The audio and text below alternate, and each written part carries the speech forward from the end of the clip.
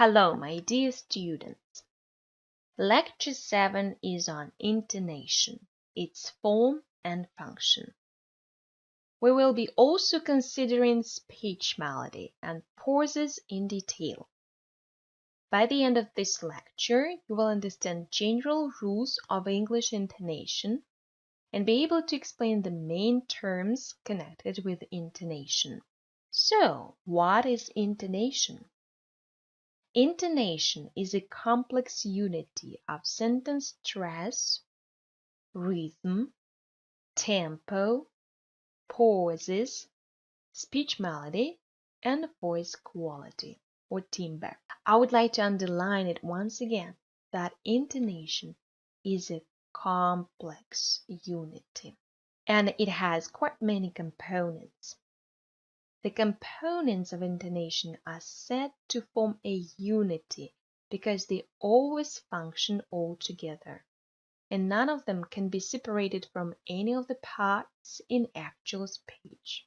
Let's take one sentence in English and try to pronounce it differently. I will pronounce it in a neutral way first. Listen to me, please. They couldn't have chosen a better time for their holiday. I can shift my stress and express something different. They couldn't have chosen a better time for their holiday. They couldn't have chosen a better time for their holiday. They couldn't have chosen a better time for their holiday. So every time I sounded different, conveying different meanings and expressing different attitudes. English is a stress times language. It means that stress plays a great role. Some words in English are unstressed. Here you will see unstressed. Some are stressed. And some are accented. Accented words bear a special terminal tone, and you will hear the change in their intonation, in the direction of the intonation. Here we will speak about sentence stress. Sentence stress is a greater prominence given to one or more words in a sense group as compared with the other words of the same sense group. This prominence can be achieved by the greater force of articulation and the change in the pitch of the voice. But why do we need sentence stress? That's very simple. If we give a greater prominence to a word, we emphasize it. So we single out words according to their importance.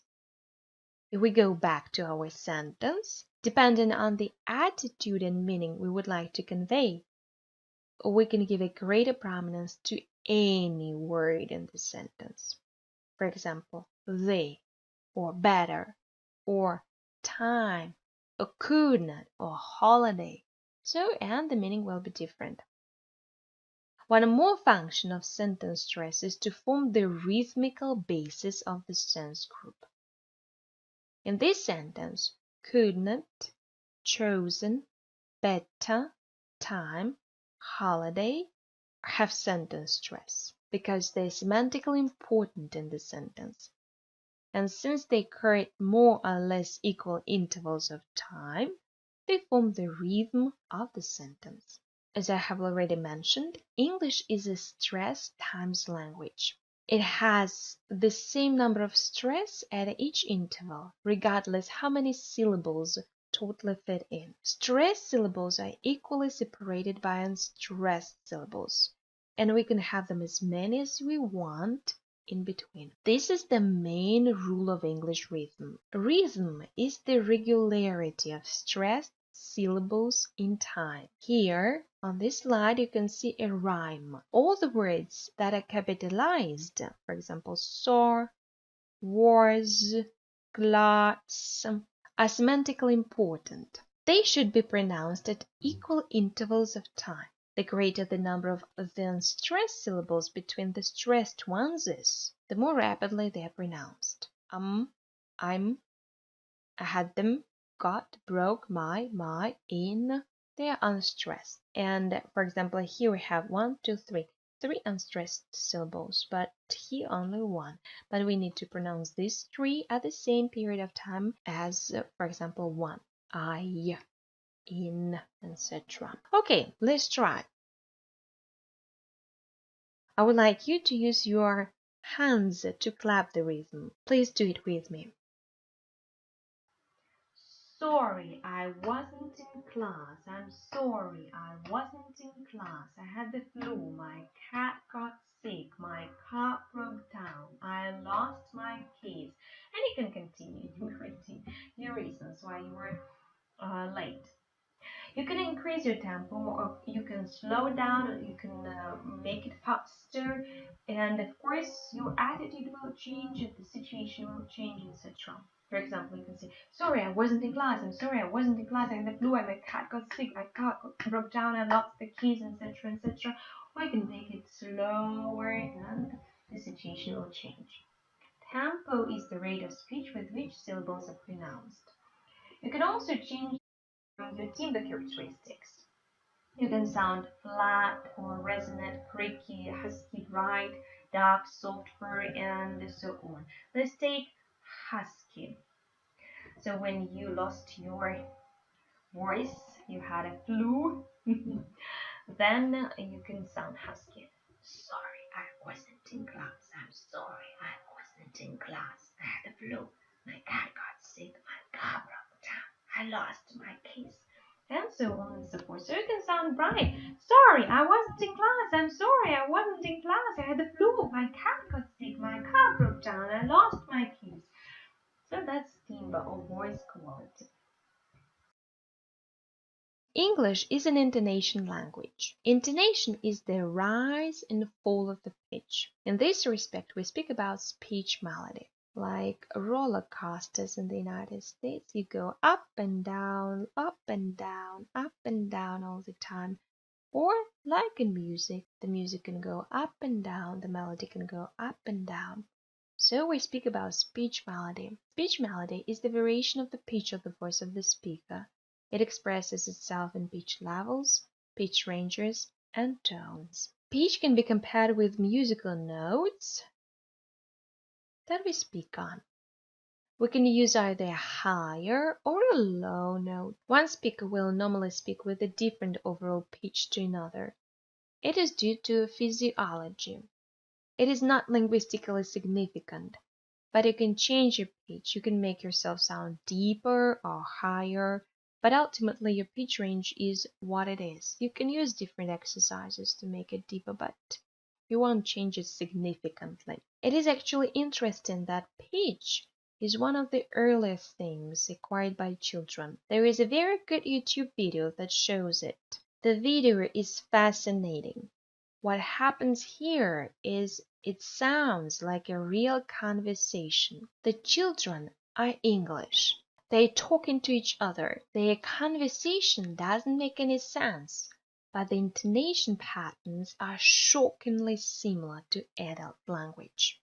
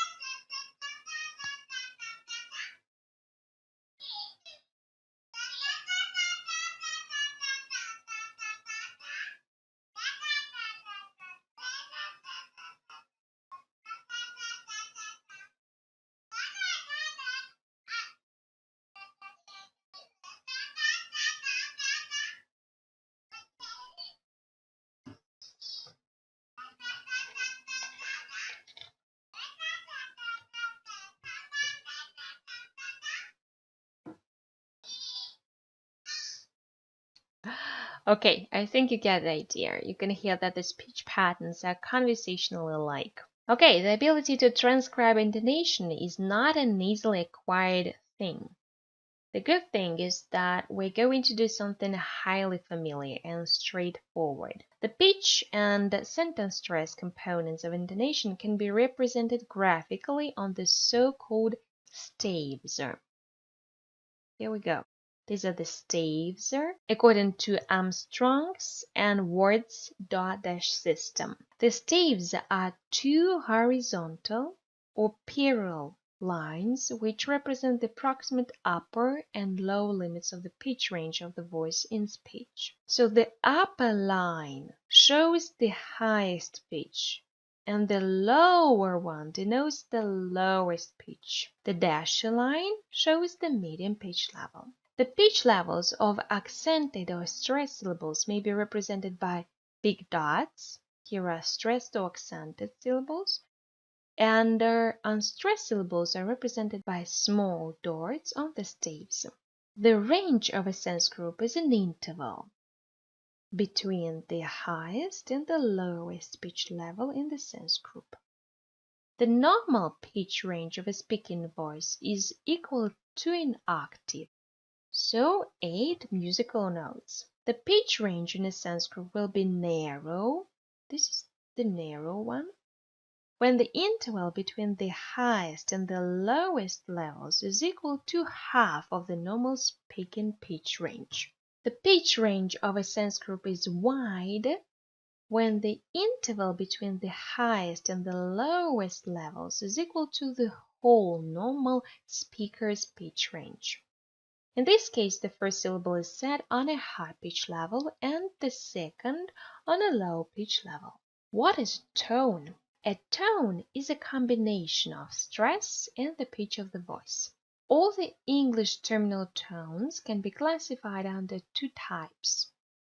Tones of unchanging pitch, known as level tones, and tones of changing pitch, known as moving tones.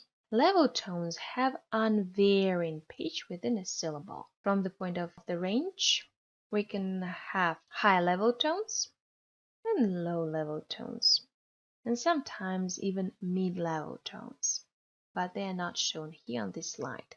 In the high level tone, the stress syllable is set on a high pitch level. It is marked by a vertical tone stress mark placed above the syllable in the line of print, and is represented graphically on the staves by a dot at the highest pitch. In the low level tone, the stress syllable is set on a low level pitch. It is marked by a vertical tone stress mark placed at the bottom of a syllable in the line of print, and is represented graphically by a dot on the lowest pitch. Moving tones have a change in pitch direction. There are 2 main forms of pitch change, a fall and a rise. There are 6 moving tones: the low fall, the high fall, low rise, high rise, rise fall, and fall rise. These are complex ones. Okay, let's discuss each of them. In the low fall, the voice falls from a medium to a low pitch level. It is marked by a downward tone stress mark placed at the bottom of the accented syllable in the line of print, and represented graphically on the staves by a big dot with a downward curve. Now high fall. In the high fall, the voice falls from a relatively high pitch level to a very low pitch. It is marked by a downward tone stress mark placed at the top of the accented syllable in the line of print, and represented graphically on the staves by a big dot with a downward curve. It will sound no. More emotional. In the low rise, the voice rises from a low to medium pitch level. It is marked by an upward tone stress mark placed at the bottom of the accented syllable, and represented graphically on the staves by a big dot with an outward curve. So a curve goes up. It will sound no, no, uncertain. In the high rise, the voice rises from a medium to a high pitch level. It is marked by an upward tone stress mark placed at the top of the accented syllable in the line of print, and represented graphically on the staves by a big dot at the medium pitch with an upward curve. So it will sound no. In the rise fall, the voice first rises from a relatively low to a high-pitched level and then quickly falls to a very low pitch. It is marked by two opposite tone stress marks placed at the top of the accented syllable in the line of print and represented graphically on the staves by a big dot with an upward curve, which reaches the highest pitch and then goes down to the lowest. It will sound no. And the last complex one. In the fall rise, the voice first falls from a relatively high to a rather low pitch level and then rises to a medium pitch level. It is marked by two opposite tone stress marks placed at the top of the accented syllable in the line of print and represented graphically on the staves by a big dot at the highest pitch with a downward curve, which reaches the lowest pitch and then goes slightly up. It will sound no. There is a very good program called Arti-Pitch. It is a free one. So I'm going to speak and you will be able to see my pattern, pitch pattern here. Okay, I will start and then I will start talking. You can see me coming in now. If I do a series of falls, 1, 2, 3, and then I rise 1, 2. Okay, so here we see a fall and then a rise. This is an indication of pitch differences that we get in speech. In order to be linguistically significant, pitch differences need to be under the speaker's control and perceivable. The learner has to be able to perceive differences in the pitch patterns, and it has to be showing contrast. When I did a rise here and a fall, you can see that these patterns are contrastive and they do different things. I can use them to indicate different kinds of linguistic meaning. If we are speaking about falls, they express finality, completeness. For example, no. If we speak about rises, they express non-finality, incompleteness, hesitation, indefiniteness. For example, no. Level tones are usually neutral. They're non-final and often show hesitation and uncertainty. What is more important is that we need to exercise control over our intonation, especially when we are learning a foreign language, because you may not indicate the meaning you mean to, or you indicate something that you don't want to, or something different. That's why you need to be very careful with that. Okay, the last component of intonation I would like to talk about in this lecture is a pause. A pause is a moment of silence in the flow of speech. So why do we make pauses? Pauses are normally made to take breath at points where they're necessary or allowable from the point of view of the meaning of the sentence. We use long pauses to separate sentences from each other. Okay, long pauses are represented graphically by two vertical bars. We use short pauses to separate sense groups. Such a pause is represented graphically by one vertical bar. Here you may ask me, what is a sense group? Because I have mentioned it even thrice in my speech. Okay, I will explain it to you. The sentence is the basic unit of language. It may either be a single intonation unit or consist of two or more intonational units. This intonational unit is called the intonation group. If considered not only from purely intonational point of view, but also from the semantic and grammatical viewpoints, this unit is known as a sense group. So, to make it shorter, we use an intonation group when we speak only about intonation, a sense group. Then we take into consideration not only intonation but also meaning and grammatical structure. An intonation group may be a whole sentence or a part of it. In either case, it may consist of a single word or a number of words. An intonation group has the following characteristics. It has at least one accented word carrying a marked change in pitch, a rise or a fall. Here in our example, in each sense group that is separated by a pause, we have a nuclear tone. where we have the change in the pitch. This one, this one, this one, this one. And the second characteristic is it is produced at a certain rate and without any pause within it.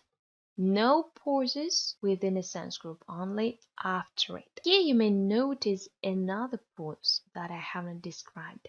It's a psychological or a potential pause. Graphically, it is represented by a vertical wavy line. I will pronounce this sentence for you and then you will notice what kind of pause it is. 5 weeks ago, repeated the colonel thoughtfully as he took his seat upon the table and swung his legs. Here you will notice that the pauses are extremely short in the second half of the sentence, but you can notice the pause because in this case, we see the change in the pitch. Have a look at the staves. Pause is extremely short or even actually absent, but the pitch changes.